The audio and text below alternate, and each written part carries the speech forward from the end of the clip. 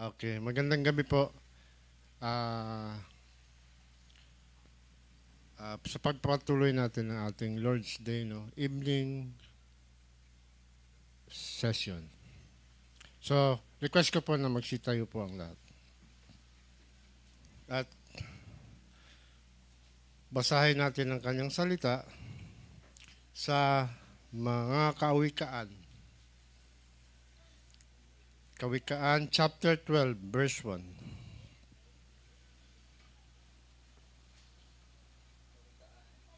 Kawikaan chapter 12, verse 1. Okay po. Ang umiibig sa pangaral ay umiibig sa kaalaman.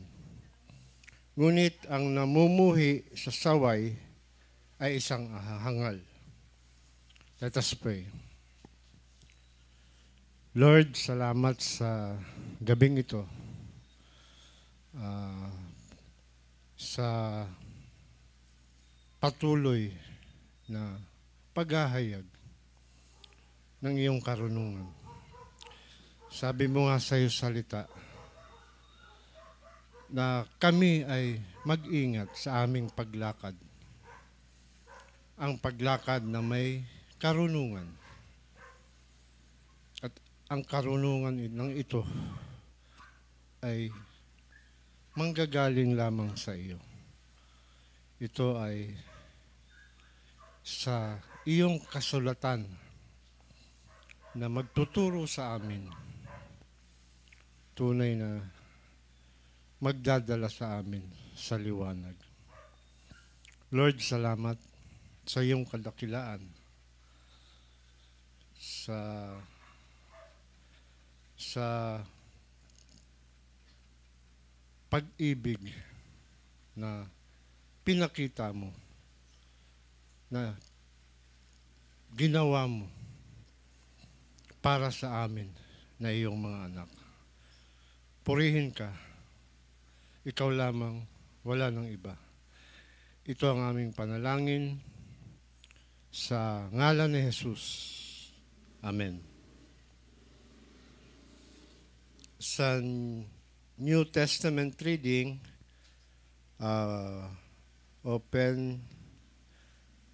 basahin natin ang 1 Corinthians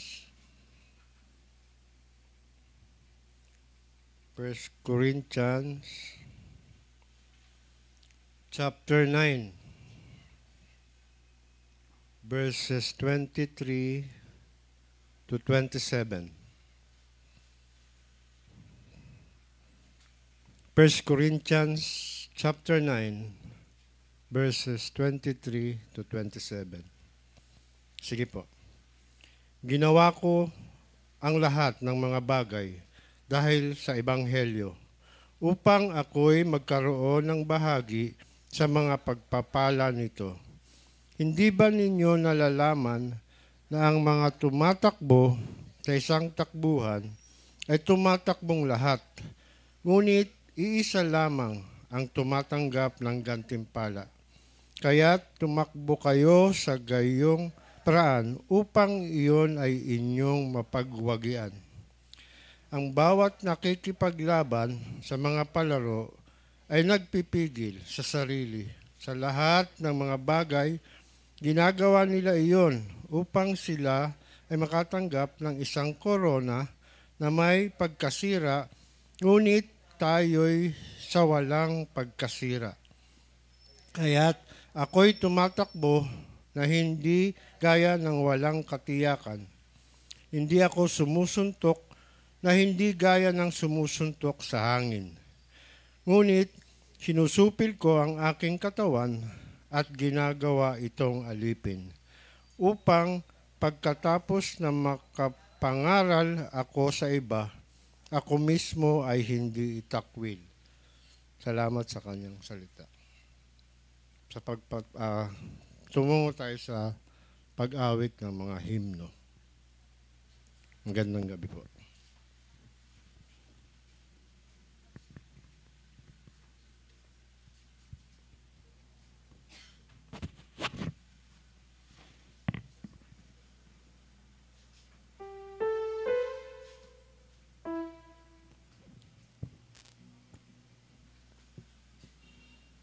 Sige po, sa atin pong pagpapatuloy, atin pong awitin yung atin pong kinanta nung last Sunday.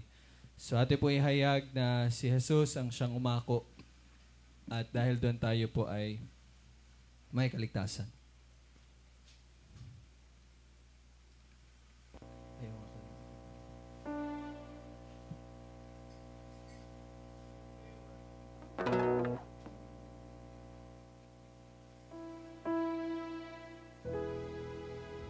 So una po, Jesus I my cross have taken.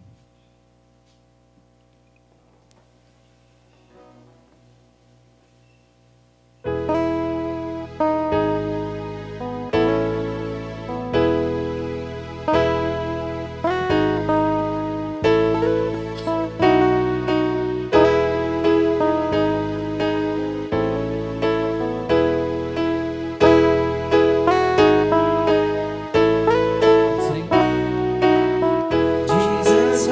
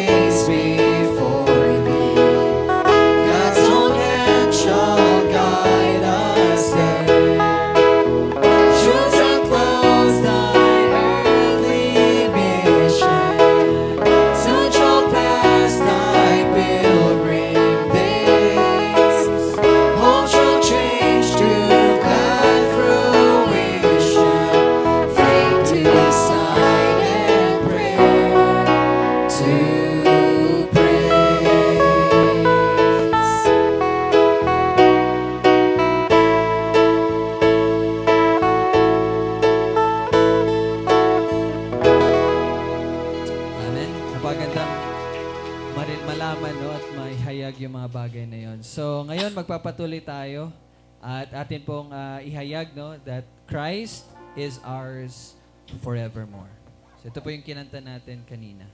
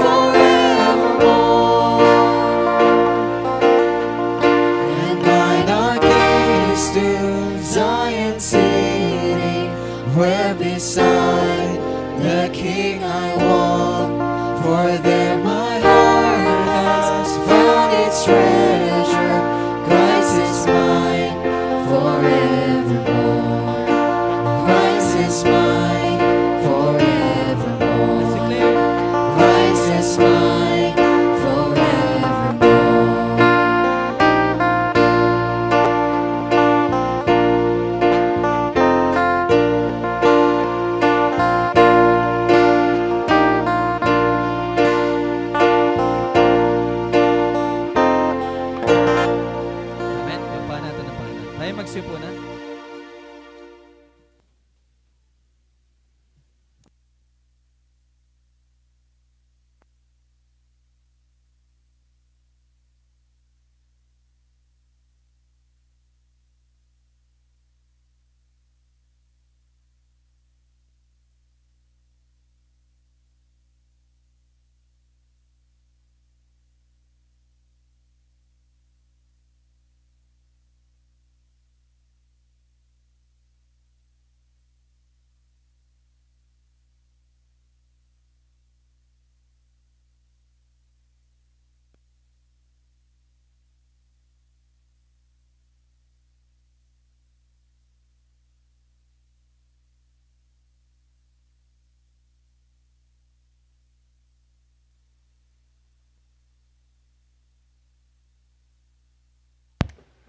Low praise.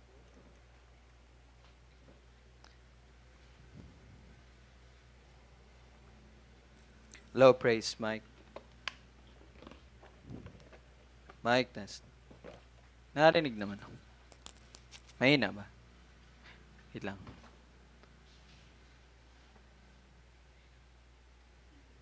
Hindi, dito kasi iba yung ano niya. Low mic testing. Sige po. Okay.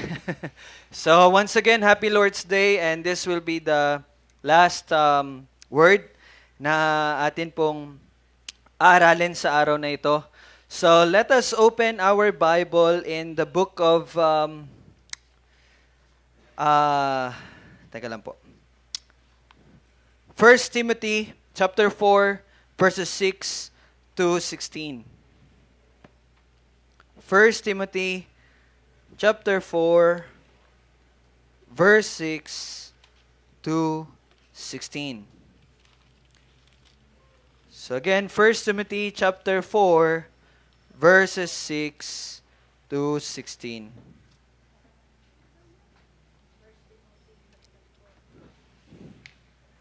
Okay.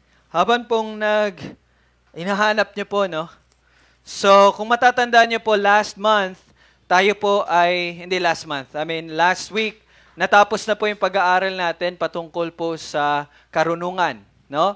And I hope and pray na lagi po natin yung tandaan sa bawat po nangyayari at mga desisyon na ginagawa natin. Lagi po nating piliin yung karunungan po na nagmumula sa ating Diyos.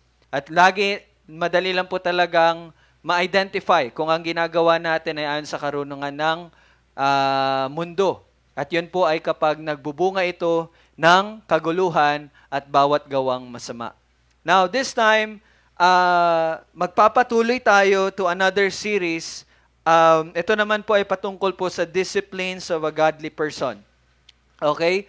Ito po ay patungkol sa pagdidisiplina. Now, sino po dito sa inyo nakakakilala kay Kobe Bryant?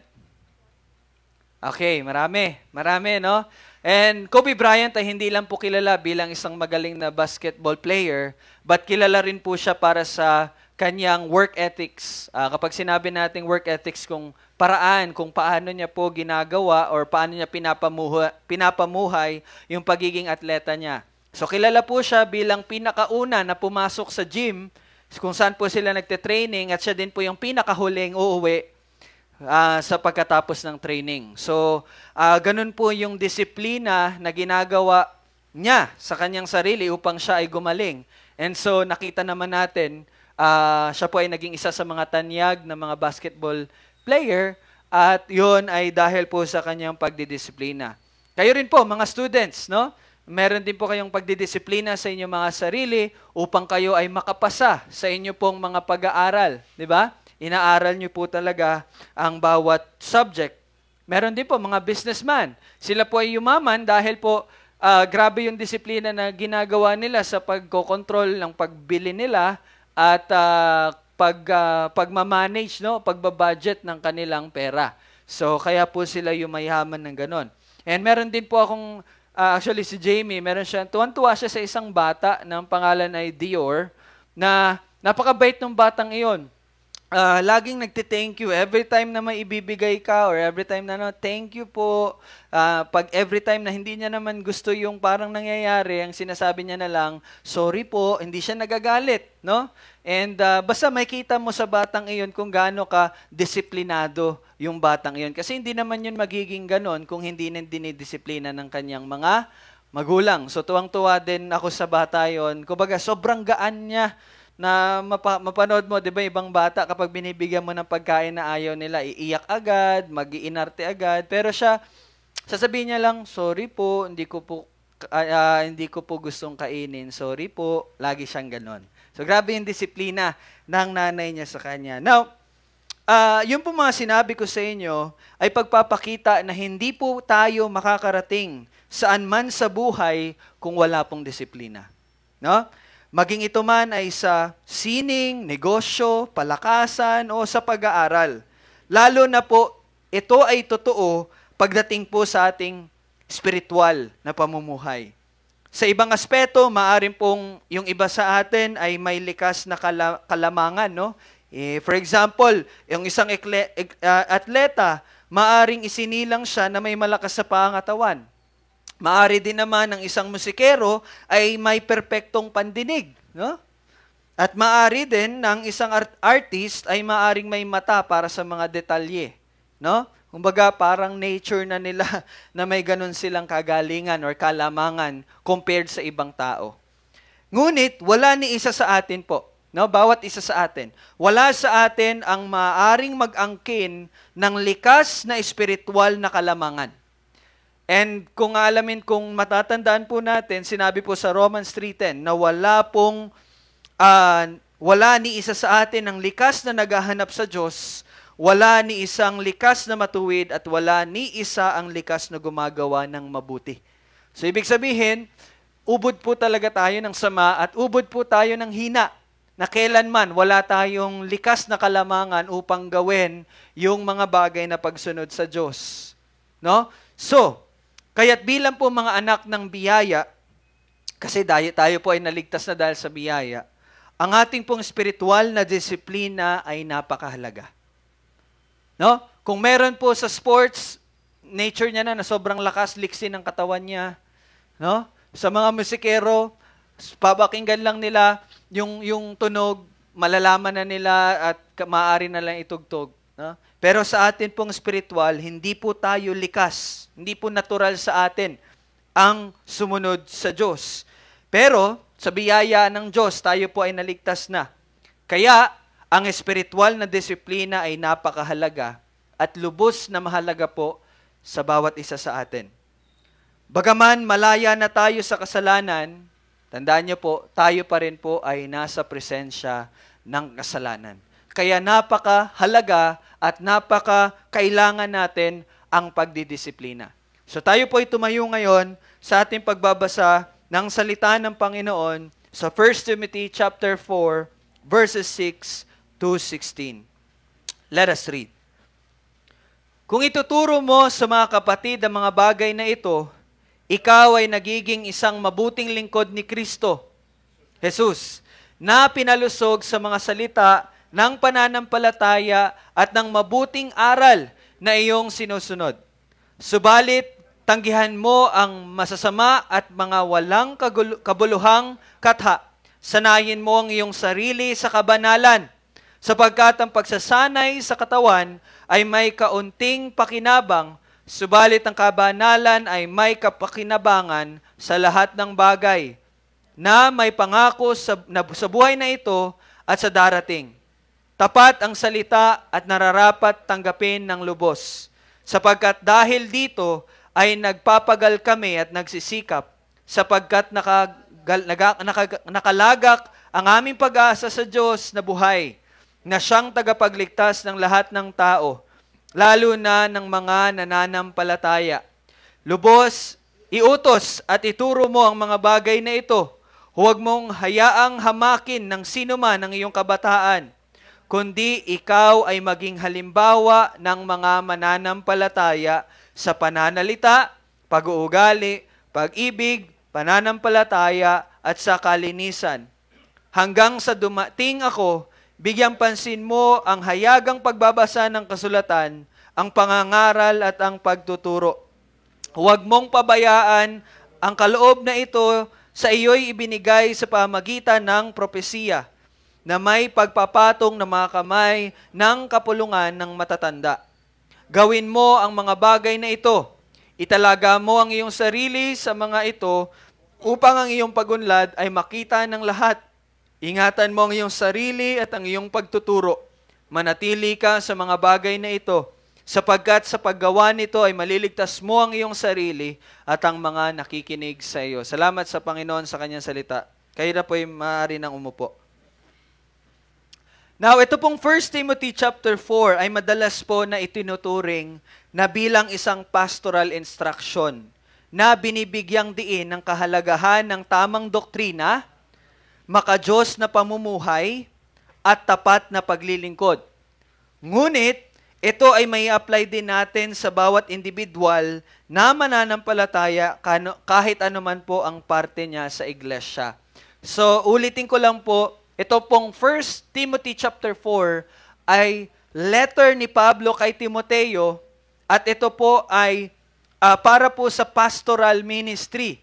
Ibig sabihin ito ay para sa mga leader ng iglesia. Pero again, hindi po ibig sabihin na ito ay designed for leaders ng iglesia, ay hindi na po ito pwede sa mga members ng church. No. But ito pa rin po ay makukunan natin ng katuruan para sa ating ikalalago. Now, bigyan ko lang po kayo ng overview. No? Hindi natin binasa yung verses 1 to 5. Pero kung babasahin niyo po, yung verses 1 to 5 po ay babala po laban sa mga huwad na guro.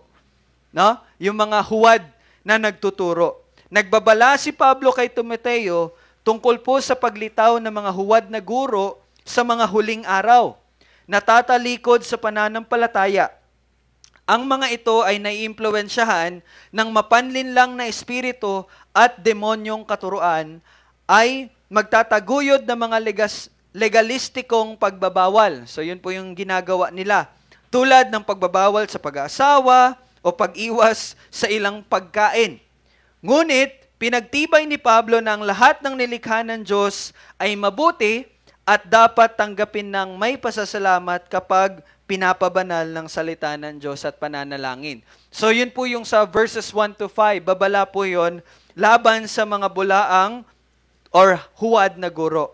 Now yung binasa natin kanina, sa verses 6 to 10 naman, ito po yung panawagan ni Pablo sa makadiyos na pagsasanay. So in-encourage ni Pablo si Timoteo na sanayin ang kanyang sarili sa kabanalan, na binibigyang diin na bagamat may pakinabang po ang pisikal na ehersisyo, ang espiritual na disiplina ay may pangako para sa kasalukuyang panahon at sa inaharap. Now, ang paglilingkod sa ministeryo ay mahalaga sapagkat ang Diyos na buhay ang tagapagligtas ng lahat ng tao, lalo na ng mga mananampalataya. Kaya napakahalaga na ito ay gawin po ni Timoteo. Now, in verse 11 to 16 naman, yun po yung tagubilin para sa ministeryo ni Timoteo. Parang binigyan ng instruction ni Pablo si Timothy kung paano niya gagawin yung ministry na pinagkaloob sa kanya. So, inihikayat ni Pablo si Timoteo na dapat niyang italaga ang sarili sa pampublikong pagbabasa ng kasulatan, pangangaral, at pagtuturo, at maging magandang halimbawa sa pananalita, pag-uugali, pag-ibig, pananampalataya at kalinisan, sapagkat sa paggawa nito ay maliligtas niya ang kanyang sarili at ang kanyang mga tagapakinig. Kasi nga po si Timothy po, bata pa po yan siya. So sinabihan ni Pablo na wag mong hayaan na yung mga matatanda ay kumbaga maliitin ka. Bagkus, sabi ni Pablo kay Timoteo, but gawin mong iyong sarili bilang halimbawa sa pananalita, pag-uugali, pag-ibig, pananampalataya at kalinisan. So, yun po yung overview nung verses 1 hanggang verse 16. Ang bahaging ito ay binibigyan diin ang mga paraan ng biyaya, particular na po ang kasulatan, yung pangangaral at pagtuturo bilang sentro ng buhay ng ministeryo ng simbahan. So yun po yung binigyan. Yun po yung instruction ni Pablo kay Timoteo, no? Yung public reading, yung teaching, no? Yun po yung sentro po ng ministry ng simbahan.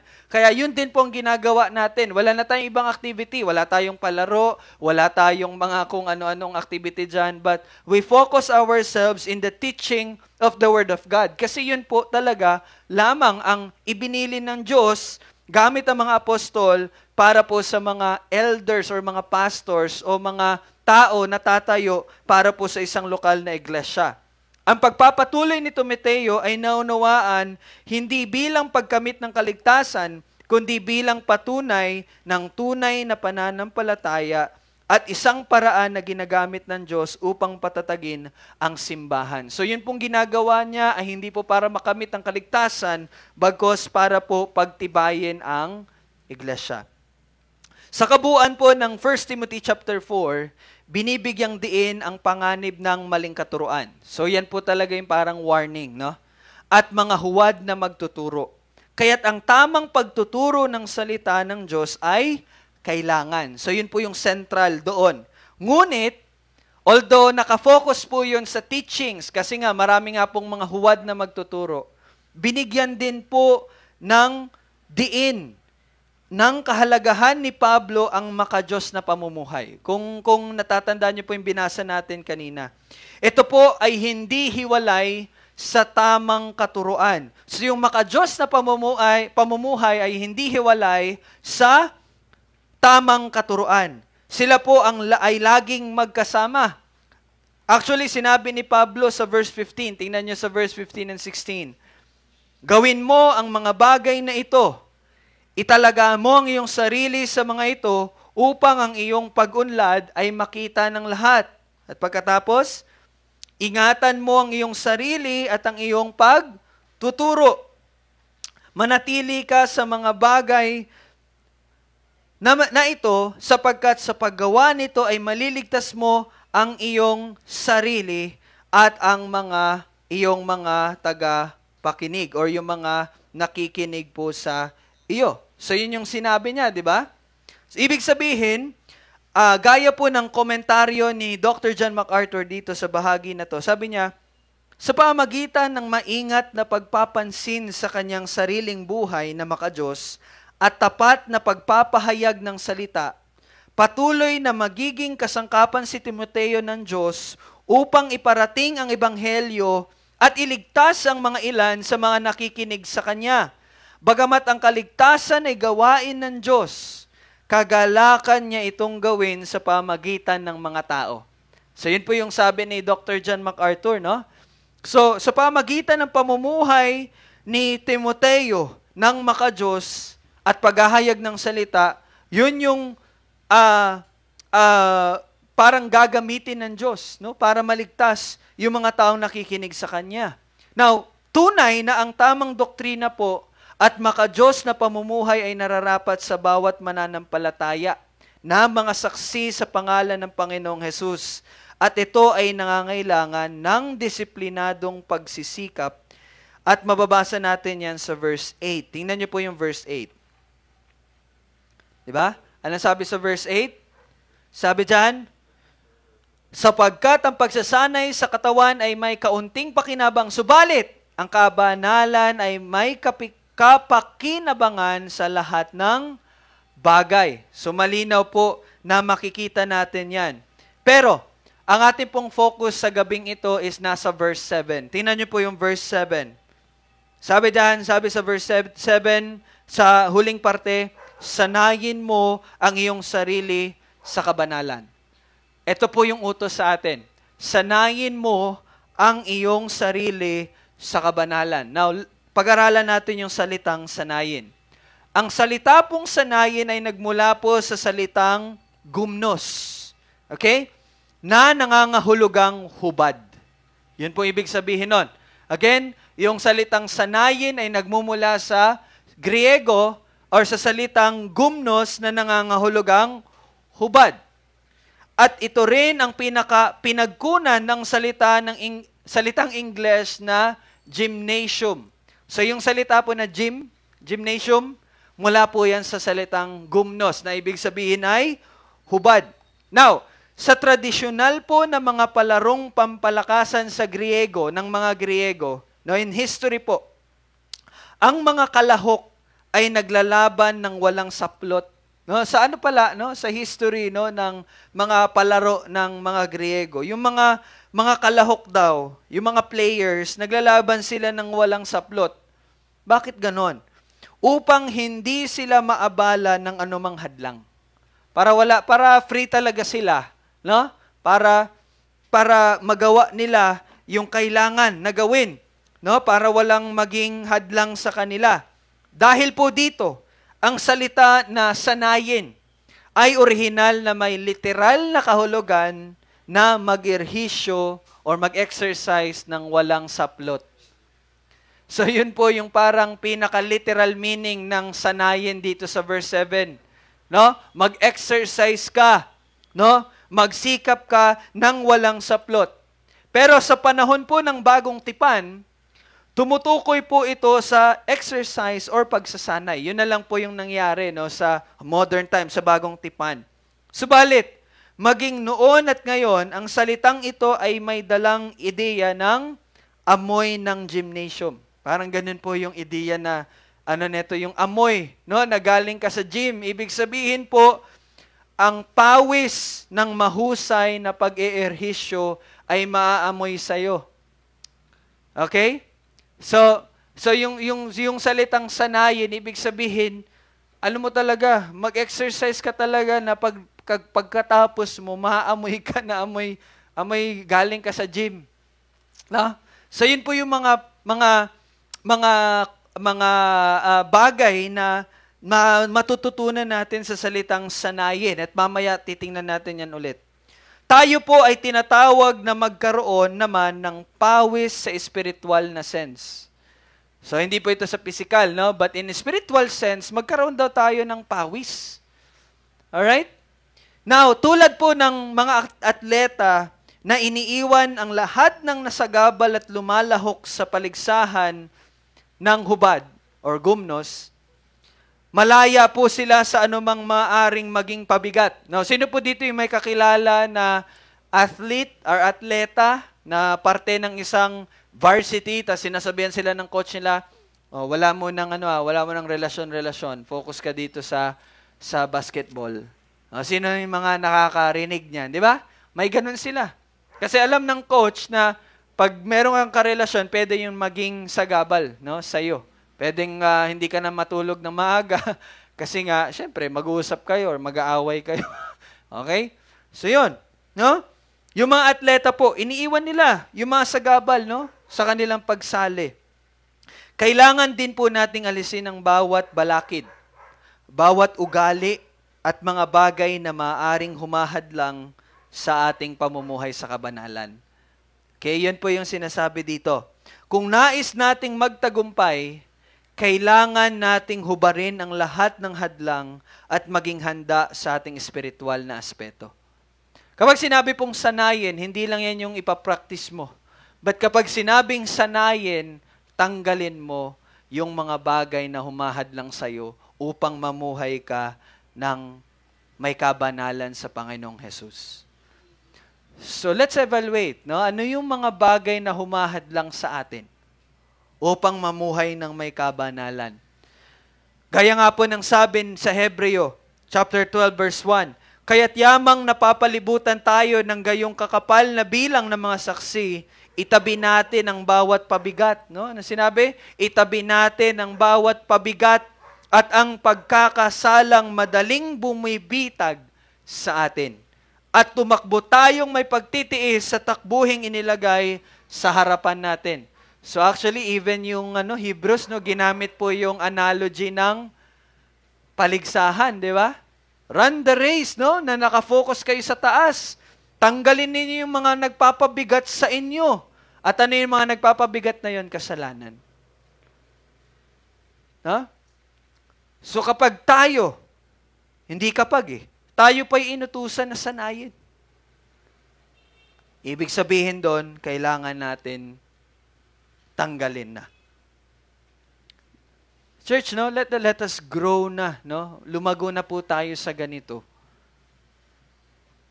No? Hindi tayo uusad sa espiritual na aspeto ng ating buhay nang walang intentional na pagtalikod po sa mga bagay na nagpapabigat sa atin. Ipatuloy natin yung hinahayaan na wala tayong intensyon na tanggalin yung mga bagay na yon, hindi po tayo uusad. Wala pong growth na mangyayari sa atin. No? Ano po yung mga bagay na nagpapabigat sa inyo? Ano po yung mga bagay na pumipigil sa inyo? Ang tawag tungo sa disiplina ay naguutos na itapon ang mga ito. Kaya, ang tanong, kaya mo bang gawin iyon? Yun muna. No? Bago tayo magpatuloy sa iba pang topic natin sa pagdidisiplina, pinakauna po talaga ay komprontahin tayo. Kung hindi natin intentional na tatanggalin yan, hindi tayo uusad. Walang mangyayari po talaga. No? That's the first thing sa tawag ng tanghalan, sa tawag ng pagsasanay sa kabanalan. Dapat hubad po tayong lahat. Hubad tayong lahat. Now, ang utos po na sanayin ng ating sarili sa kabanalan ay nangangahulugan din ng pagtugon ng lahat ng ating enerhiya patungo po doon sa pagdidisiplina. Isinulat po ni Pablo ang ganitong larawan. No, sa 1 Corinthians 9:25-27, tingnan niyo po yung sinabi ni Pablo. Ang bawat nakikipaglaban sa mga palaro ay nagpipigil ng sarili sa lahat ng mga bagay. No? Ginagawa nila iyon para saan? Upang sila ay makatanggap ng isang korona na may pagkasira. No? Grabe yung devotion nila. Si Yulo, 2 gold medals, di ba? Ilang taon nagsimula si Yulo na mag-practice?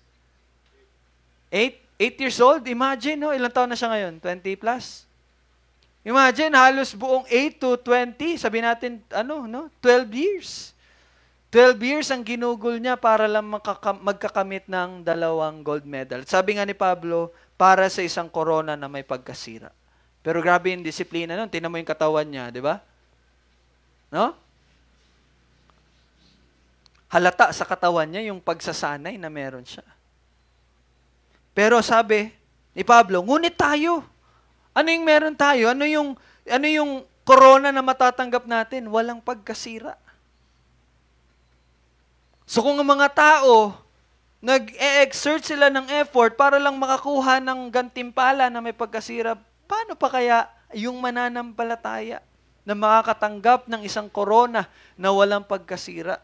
Bakit hindi natin yun magawa? And then nagpatuloy si Pablo, kaya't ako'y tumatakbo na hindi gaya ng walang katiyakan. Hindi ako sumusuntok na hindi gaya ng sumusuntok sa hangin. No? Ngunit sinusupil ko ang aking katawan at ginagawa itong alipin upang pagkatapos na makapangaral ako sa iba, ako mismo ay hindi itakwil. Now, hindi po sinasabi dito ni Pablo na pwedeng mawala sa iyo yung kaligtasan. But ang sinasabi niya dito, yung hindi ma-disqualify siya, hindi siya matakwil saan? Para po sa korona. Yung gantimpala na matatanggap niya pagkatapos ng lahat ng ito. Yun yung pinag-uusapan niya dito, the crown of life, the crown of righteousness, yung gantimpala, yung reward. Ayaw niya po na ma-disqualify siya. Kasi gusto niya yun makamtan. Not salvation, hindi po kaligtasan, okay? Kasi ligtas na siya eh. Pero bilang isang naglilingkod sa Diyos, gusto niya makamtan yung gold medal na yun na walang pagkasira. Kaya nung sinabi niya, sinusupil ko yung aking sarili. Sinusupil ko ang aking katawan at ginagawa itong alipin. No? So ganun po naunawaan ni Pablo yung gantimpala. Ibig sabihin, kaya tingnan niyo po, halos si Pablo po ang nagsulat nito. Yung ginagamit niya yung atleta, yung sundalo, yung farmer, di ba? Lagi niya yung ginagamit. No? Bakit? Kasi naunawaan niya na yung pamumuhay niya dito ay parang nasa paligsahan siya. Na ang Diyos ay magbibigay ng parangal sa kanya pagkatapos ng lahat ng mga ito.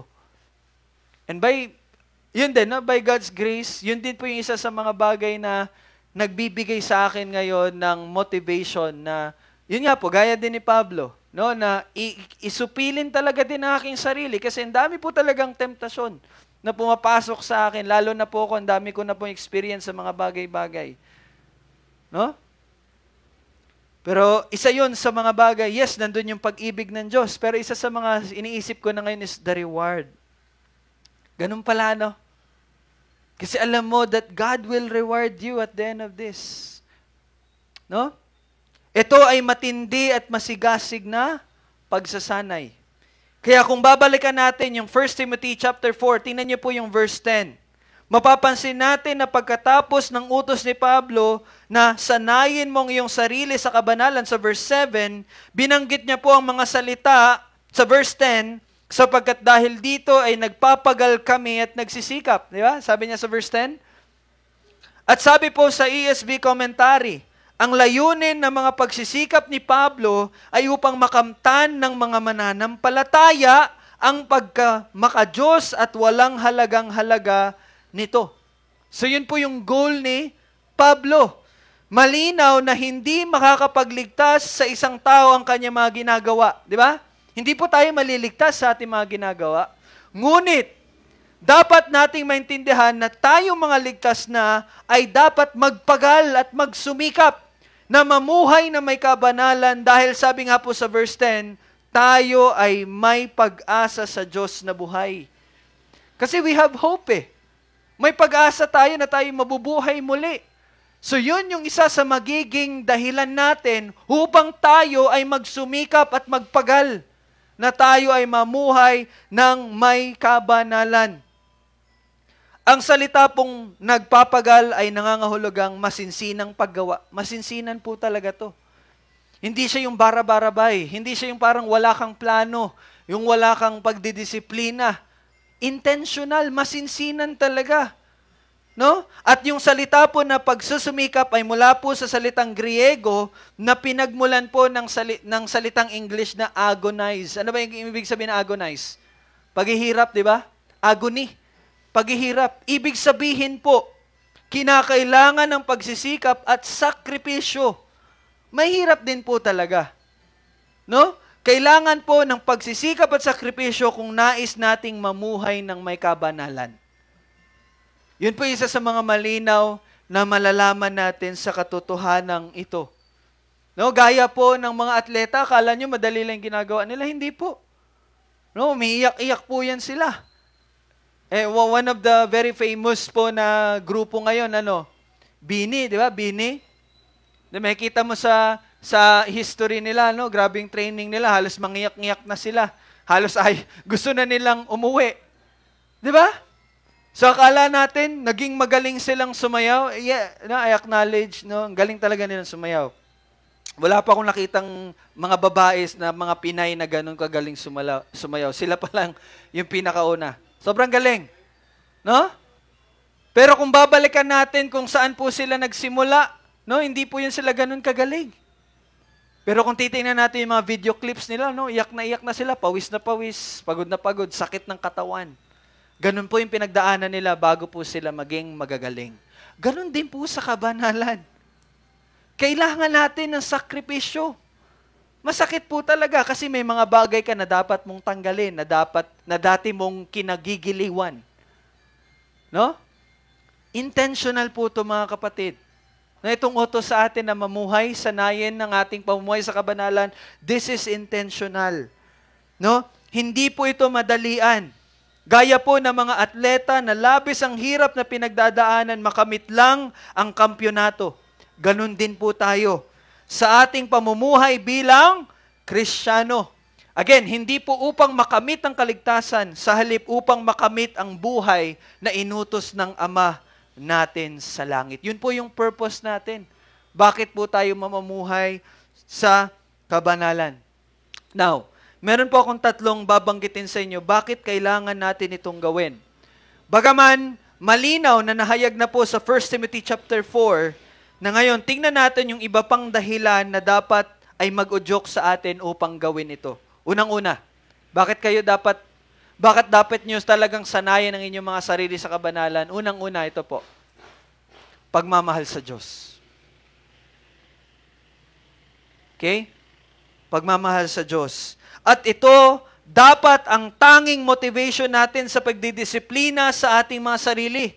No? Hindi po upang maligtas, bagkus dahil ikaw po ay ligtas na, at dahil ligtas ka na, nais mong bigyang kaluguran ng Diyos na iyong Ama na nasa langit dahil ikaw ay pinagkasundo niya sa kanyang sarili sa pamagitan ng kanyang tanging anak na si Jesus. No? Now, marami pong anggulo ng pagmamahal ng Diyos ang pwede nating tingnan, ngunit nais ko pong ituon ang ating mga pansin sa anggulo na kung saan ay binibigyang linaw natin ng ating pagdidisiplina ay hindi pagiging legalismo. Okay? Kasi dito po tayo mafo-fall many times. No? Baka gagawin nyo to dahil sinabi, dahil kailangan, hindi po. But, let us describe ano pong kaibahan ng pagiging legalismo sa pag-ibig sa Diyos. Dapat nating intindihin ang pagkakaiba ng disiplina at legalismo. Ang pagkakaiba po nila ganito. Ang legalismo po nakatuon sa sarili. No? Gusto mong maging ganyan para sumikat ka o para maging ikaw yung leader ng church. No? Para sa sarili. Pero ang disiplina po ay nakatuon sa Diyos. Ang puso ng legalista ay nagsasabing, gagawin ko ito upang magkaroon ako ng merit before God. No? Para magkaroon ako ng plus points kay Lord. Pero ang isang disiplina o disiplinadong puso ay sinasabi, gagawin ko ito dahil mahal ko ang Diyos at nais ko siyang bigyan ng kaluguran. Yun po yung heart ng pusong may disiplina. Ibig sabihin po, atin po itong ginagawa o gagawin dahil tayo ay nabihag ng pag-ibig ni Kristo. Kasi sobrang captured ka, no? Ng pag-ibig ng Panginoon. Gaya po, okay, alalahanin niyo po, gaya po ng mga panahon na kayo po ay nabighani sa inyo pong mga napangasawa. Okay? Sa inyo po mga kasintahan, I remember si Daddy, no? Bumabiyahe pa yan mula sa Manila para lang bisitahin si Mami dito sa Bataan, no? Dati wala pang bahay-bahay, madilim pa po doon sa may sawmill, di ba? Nilalakad niya po yan kahit ang sobrang takot na, no? Bakit? Kasi nandyan siya, no? Binibisita niya si Mami doon po sa dating bahay, no? Uma-absent sa trabaho. Sabi niya nga, Wednesday na siya pumapasok. Bakit? Nandito. Anong ginagawa? Nakikipagligawan. Di ba? Captured siya ni Mami. Bihag na bihag siya di ba? Kaya nagagawa niya yung mga bagay na parang imposibleng gawin.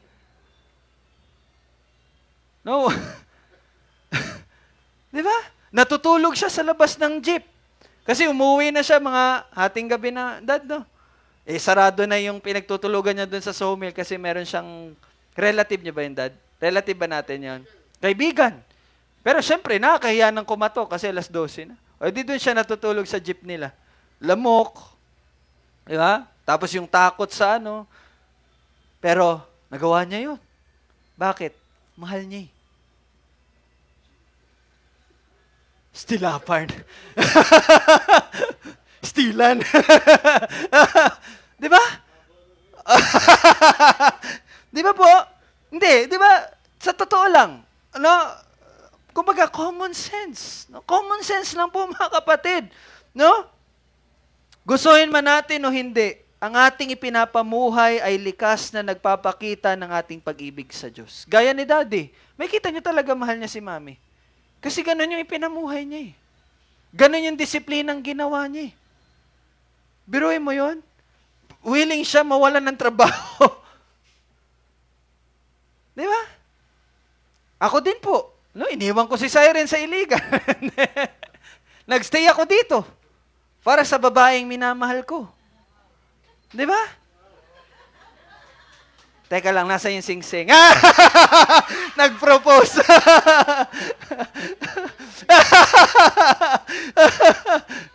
Di ba? No? So, di ba nabuhay kayo? Kasi totoo, no? Hindi natin iyon ay maipagkakaila, mga kapatid. Basta mahal natin, magagawa natin. No? Gaya ng kung paano po tayo mag-effort para sa mga bagay na minamahal natin na mahalaga sa atin, no? Ganon din po dapat ang pagdidisiplina natin sa kabanalan. Bakit? Kasi mahal natin ang Diyos. Di ba po? So mga kapatid, no? Kung mahal nyo talaga ang Diyos, gagawin nyo yun. At alam kong mahal nyo siya. No, naano lang po talaga siguro tayo sa mga bagay. Kaya nga, di ba, nung una, sanayin. Anong gagawin? Hubad. Tanggalin natin yun.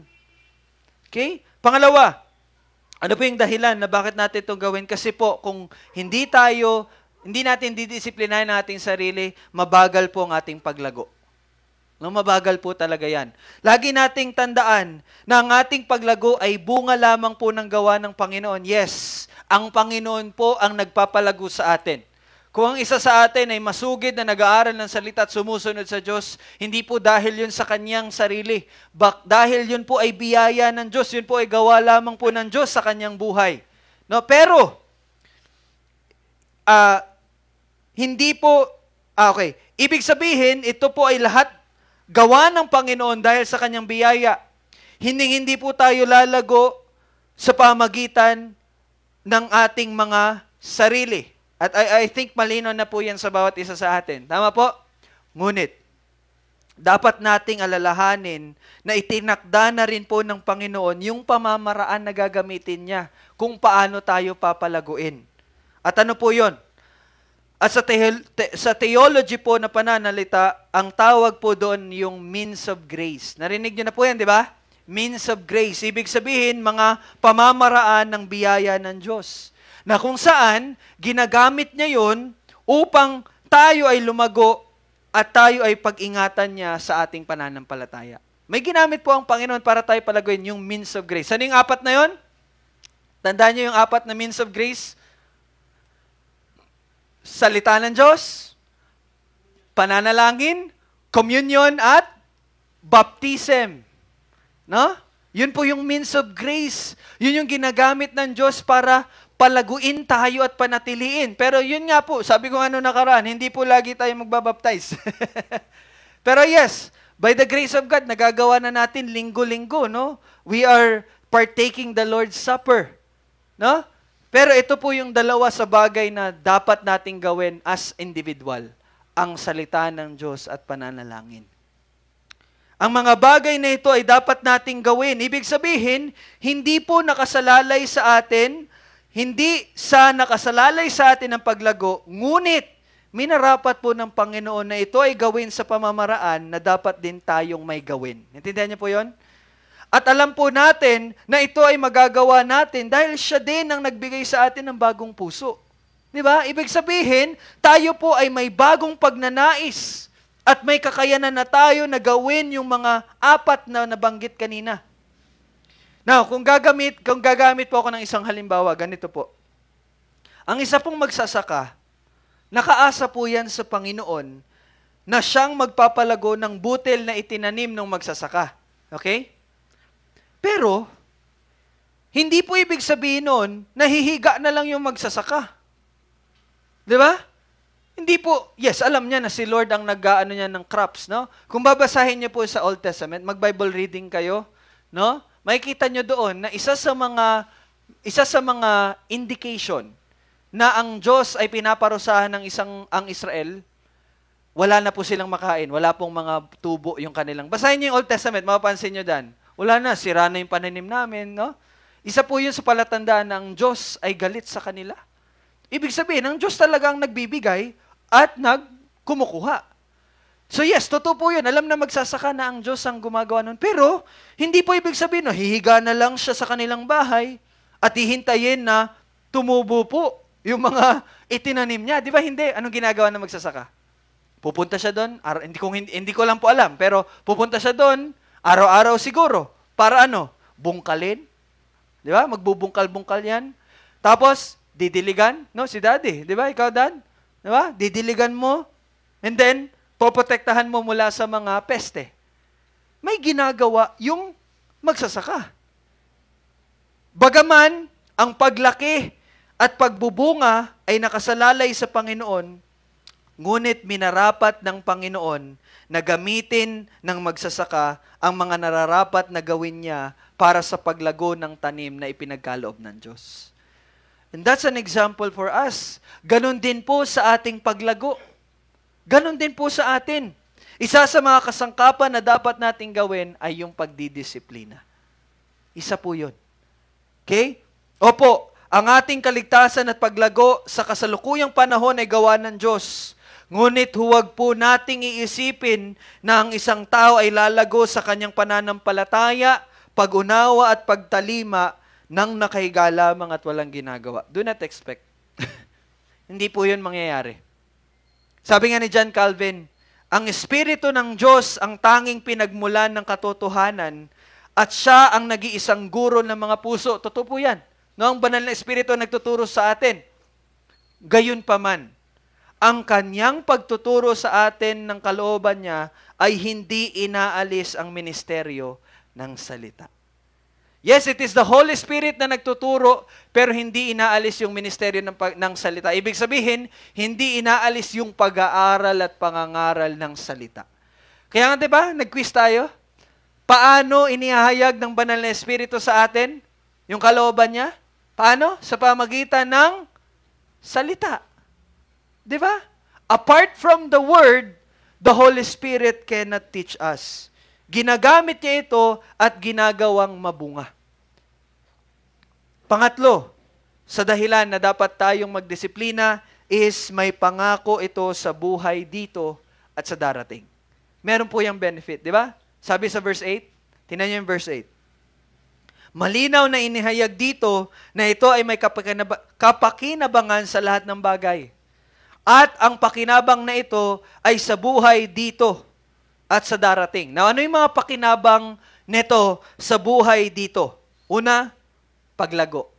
You will really grow, kapatid. No? Pangalawa, may iwas kayo sa miserableng buhay na dulot ng kasalanan. No? So anyone here, kung nagpapatuloy sa kasalanan, you can really know. Alam mo talaga na miserable ang buhay mo ngayon. Wala talagang joy. Walang peace talaga. Miserable talaga. No? Pero kapag tayo ay nagsasanay sa kabanalan, may iwas tayo sa miserableng buhay na dulot ng kasalanan. Yes po, ligtas na tayo sa kasalanan. Pero still, no? Yung epekto nun, kapag gumagawa tayo ng kasalanan, mapapataw pa rin po yun sa atin. Okay? Pangatlo, hindi magiging walang saysay at hindi walang bunga ang ating pagkilala sa Panginoong Jesucristo. Di ba? Yun po yung benefit nun. Meron kang may meaning, no? At makakatulong ka sa pamilya mo. No? Na lumago ang iyong pamilya. Hindi lang pamilya mo, but pamilya mo kay Kristo. At maliligtas natin ang ating sarili. Sabi nga sa verse 16, di ba? Tingnan niyo sa verse 16. Maliligtas natin ang ating sarili. Ano ibig sabihin yan? Kaligtasan ba? Hindi. Ibig sabihin po ng sinabi ni Pablo na maliligtas ang ating sarili, ibig sabihin, nagbibigay ito ng labis na katiyakan ng ating kaligtasan. Ligtas ka na. Pero, magbibigay yun sa iyo ng labis na assurance. No? And ako po, makaka-testify ako, totoo po yun, yung time na namumuhay ako sa kasalanan, minsan talaga may doubt. Nagda-doubt talaga. Pero, nandun yung assurance pa rin na, Lord, ligtas ako dahil biyaya mo yun. Pero ngayon, by the grace of God, ay namumuhay na may pagsasanay sa kabanalan at pagdidisiplina, masasabi ko talaga, Lord, niligtas mo talaga ako. Totoo po yun, yung sinabi ni Pablo. Pangalawa, pakinabang sa darating. Ano yung pakinabang sa darating na panahon? Una, naluluwalhati natin ng Panginoon. Yun yung pinakamasaya. You give glory to God. No? What is the chief end of man? to glorify God and enjoy Him forever. Yun yung pinaka-tuktok ng buhay ng isang mananampalataya. To glorify God. No? At ano pa? Nabibigyan natin ng kuluguran ng Diyos na nagligtas sa atin. Can you imagine that? No? You are pleasing the one who saved you. Saya nun. Di ba? Labis na kagalakan. Dapat ang ating maramdaman sa tuwing nabibigyan natin ng kaluguran ng Diyos na nagligtas sa atin. Gaya ng sa mga estudyante, di ba? Tuwang-tuwa kayo kapag napiplease ninyo si teacher. Or napiplease ninyo si tatay, si nanay, di ba? Kapag napapasaya nyo sila, di ba? Di ba mga anak, yung mga mabubuting anak, yung mga anak dyan, di ba? It is our joy na mabigyan ng kasiyahan yung magulang natin. Bakit? Dahil sa lahat ng pagsisikripisyo natin sa kanila. Ay, nila sa atin. Baliktad. Ay, ako, totoo po yun. No? Every time na napapasaya ko ang aking tatay at nanay, napupuno ako ng kaligayahan. Bakit? Kasi alam ko yung mga pinagdaanan nila para sa akin. At bilang anak, no, it is my joy na bigyan sila ng kaluguran. Ganon din po sa ating Ama sa Langit na nagligtas sa atin. Di ba? Pangatlo, makakatagap tayo ng gantimpala. Kapatid, meron tayong gantimpala. No? May crown. Crown. Ang ibibigay ng Diyos sa atin. No? Sana mag-grow na tayo sa ganitong pag-iisip na yung ginagawa natin dito, meron po tayong reward. Grabe, no? Ligtas ka na nga, bibigyan ka pa ng reward. Labis-labis, no? Yung biyaya ng Diyos. Ang ginagawa natin dito ay meron pong eternal value. Tandaan nyo yan. Lahat ng ginagawa nyo na paglilingkod sa Diyos dito, it has eternal value. Kaya po, di ba, ang mga mananampalataya ay sinasabing mamuhay kayo para sa walang hanggan. Huwag kayong mamuhay para sa mga temporal na bagay lamang. Kasi hindi kayo para dyan. Kayo ay para sa walang hanggan. Kaya mamuhay kayo para sa walang hanggan. Live for eternal values, no? At yung pagsasanay na yon ay para sa walang hanggan. Lagi nating tandaan yon, mga kapatid. Kaya po ang utos sa atin ay sanayin, magsanay, disiplinahin ang ating mga sarili sa kabanalangan. At kailangan nating planuhin po kung paano natin yung gagawin. Pagkatapos po nito, pag-uwi ninyo, planuhin nyo na ano yung mga gagawin ko. Considering na may trabaho ka. Consider mo na may school ka. Considering na may kailangan kang gawin sa ganito. I-set up nyo na. Planuhin ninyo. No, sa kabila po ng ganyang schedule na meron kayo, paano nyo sasanayin yung sarili ninyo na makakapag-aral kayo ng salita. At pagkatapos ninyo mag-aral ng salita, sundin ninyo. Di ba ano yung una? Number 1, sa tanong kanina, ano yung kahalagan ng banal na kasulatan? Sa karunungan na nagliligtas, di ba? Nagliligtas at pananampalataya, at ano yung panghuli? Pagtalima. Ano yung pagtalima? Obedience. Okay? Kailangan natin itong planuhin at magtalaga ng intentional na pag-aaral at pananalangin. No? And, totoo po talaga to, masasanay at masasanay rin po kayo. Gaya ko po, bigyan ko lang po kayo ng idea. Every night, bago po matulog, sanay na ako na bago ako humiga, kukunin ko yung Bible ko at magba-Bible reading ako. Yung sinesend ko po sa inyo araw-araw, ginagawa ko po yun araw-araw. Hindi ko po hinahayaan na makatulog ako na hindi ko po yun natatapos. That's discipline. At yun na lang, ano na lang, normal na sa akin. Dati, bago ko matulog, nakahiga sa cellphone pa. Ngayon, wala na. And yung disiplina rin na ginawa ko, bago ako magbasa, kasi baka antukin ako eh. Ang ginagawa ko po, nagpe-pray muna ako bago ako magbasa. Huli na yung pagbabasa.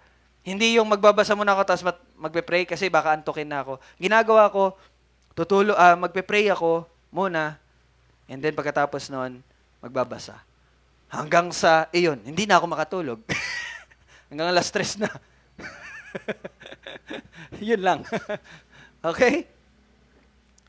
At nararapat po natanggalin natin at hubarin natin ang mga bagay na nagpapabigat at hahadlang sa pagsasanay o pagdidisiplina na ito.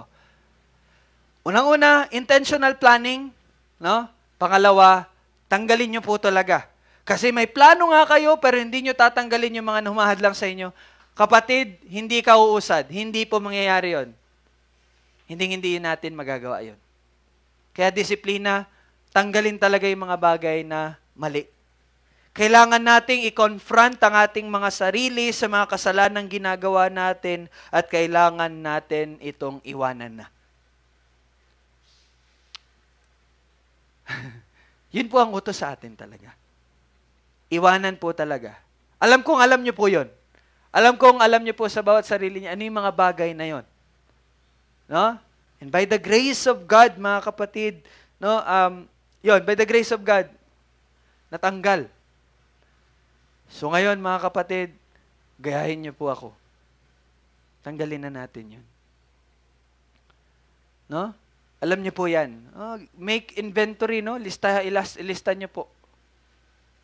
Intentional po kasi talaga to. No? Pangatlo, ito po dapat ay inuudyo ka ng pagmamahal ni Kristo at pagmamahal natin sa Diyos.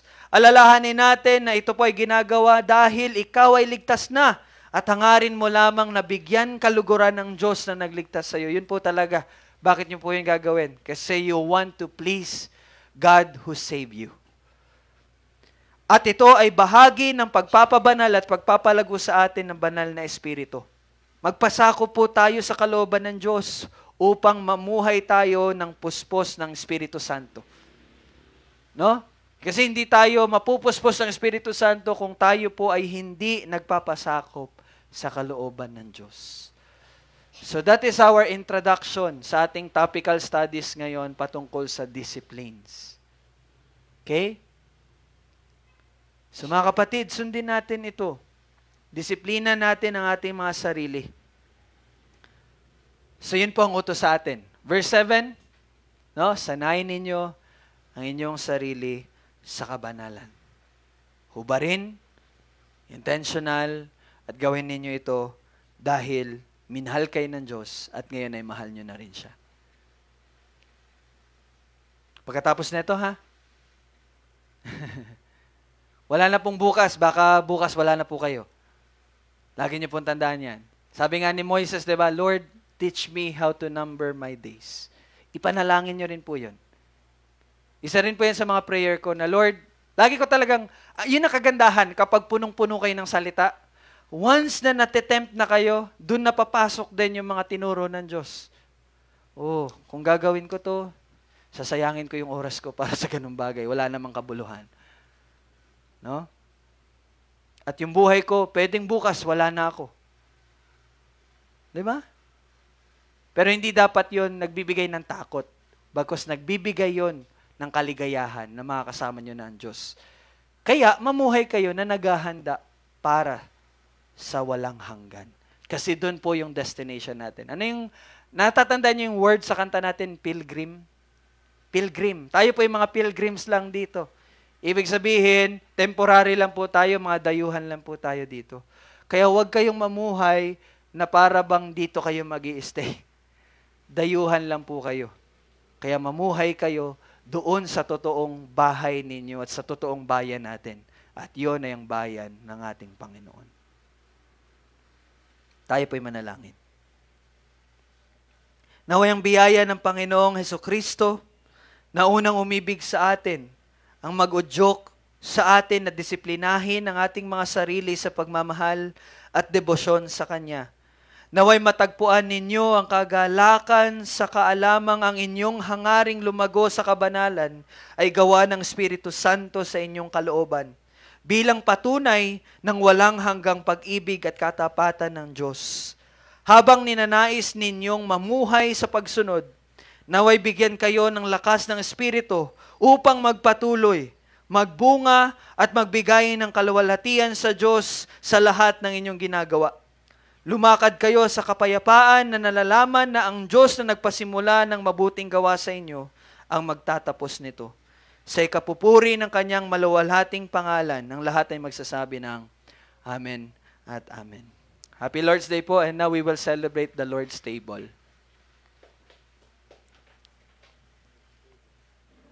Asan po yung ating